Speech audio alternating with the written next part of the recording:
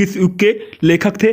चिंतामणि किस विद्या की रचना है? गबन किसकी रचना है? शुक्ल युग की समयावधि क्या है? सॉरी दोस्तों, नीड़ का निर्माण फिर किस विधा की रचना है? प्रिय प्रवास किस युग की रचना है? दोस्तों मैं सिर्फ क्वेश्चन पढ़ता जा रहा हूं, आपको अपने बुक में टिक करते जाना है क्वेश्चन को। मधुशाला किसकी रचना है? भारत भारती किसकी रचना है? आधुनिक काल कब से कब तक हुआ था? मतिराम किस युग की कवि है? हास्यरस का अस्थायी भाव क्या है? सोहत ओढ़े पट श्याम सलोने गात, मनो नीलमर शैल पर आतप प्रयोग प्रकाश। उपरोक्त पंक्ति में कौन सा अलंकार है? इसमें अलंकार आपको ढूंढना है। रोला छंद में कुल कितने चरण होते हैं? आकर्षण शब्द में किस उपसर्ग का प्रयोग किया जाता है? रचना के आधार पर वाक्य के कितने भेद होते हैं? तो ये दोस्तों इस प्रकार से यहाँ पे बहुविकल्प के क्वेश्चन आते हैं, जो सीधा सा 10 या 15 को 20 क्वेश्चन होते हैं और ये 20 नंबरों का होता है। ठीक है, अब पूर्णांक में दोस्तों ये सीधा हमारा 50 नंबर का आएगा। निम्नलिखित गद्यांशों पर आधारित 3 प्रश्नों का उत्तर दीजिए। इसमें यहाँ पे दोस्तों आपको 3 प्रश्नों का क्वेश्चन दिया रहेगा और आपको इसमें से क्वेश्चन आपको ढूंढ के लिखना पड़ेगा।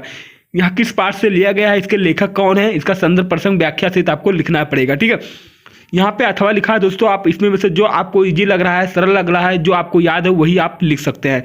आगे बढ़ते हैं। दिए गए पद्यांश पर आधारित 3 प्रश्नों का उत्तर दीजिए। चरण कमल बंदो हरिराई जाके कृपा पंगु गिर लंघे। ठीक है, ये भी दोस्तों आप उसी प्रकार से लिख सकते हैं जो मैंने अभी ऊपर बताया था, वो गद्यांश का था, ये पद्यांश का था। ठीक है, आगे बढ़ते हैं। दिए गए संस्कृत गद्यांश में किसी एक का संदर्भ सहित हिंदी में अनुवाद कीजिए। यहाँ पे दोस्तों किसी एक में से आपको इसको हिंदी में लिखना है। ये संस्कृत में लिखा हुआ है, इसको आपको हिंदी में लिखना है। सॉरी दोस्तों, अपने पठित खंड काव्य के आधार पर निम्नलिखित प्रश्नों में से किसी एक का उत्तर दीजिए। दोस्तों यह मुक्तदूत आता है, ज्योति जवाहर आता है, मेवाड़ मुकुट आता है, अग्र पूजा आता है, जय सुभाष, मातृभूमि कर्ण।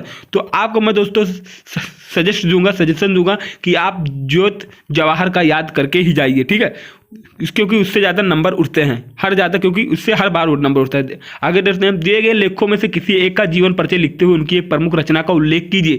दोस्तों डॉक्टर राजेंद्र प्रसाद, जयशंकर प्रसाद, आचार्य रामचंद्र शुक्ल का हर साल आता है। आप इनमें से किसी का एक का याद कर सकते हैं और आपको 5 नंबर मिलेगा। ठीक है, पूरा के पूरा याद करना, कुछ छोड़ना, उनकी चाहे कृतियाँ हो, ठीक है, कोई भी हो, कुछ भी हो, उनका छोड़ना मत, लेकिन आपको स्टेप बाय स्टेप याद करना, तभी आपको 5 के 5 पूरे नंबर मिलेंगे। ठीक है, दिए गए कवियों में से किसी एक का जीवन परिचय देते हुए अपनी एक प्रमुख रचना का उल्लेख कीजिए। यहाँ पे भी दोस्तों इनका जीवन परिचय लिखना है। तो मैं बोलूंगा दोस्तों, आपको सजेशन करूंगा कि आप गोस्वामी तुलसीदास जी का याद करके जरूर जाइए।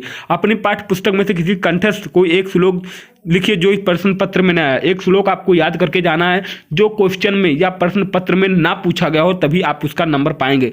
निम्नलिखित में से किन्हीं 2 प्रश्नों का उत्तर दीजिए। भारतीय संस्कृति मूला की मशिष्ट, ये दोस्तों ये संस्कृत में है तो आपको इसका उत्तर देना है। ठीक है, यहाँ 4 का है तो आपको 2 में देना है। ठीक है, निम्नलिखित में से किसी एक विषय पर निबंध लिखिए। आपको जिस पे दोस्तों आपको लग रहा है कि मुझे ये याद है, आप उस पर निबंध लिख सकते हैं।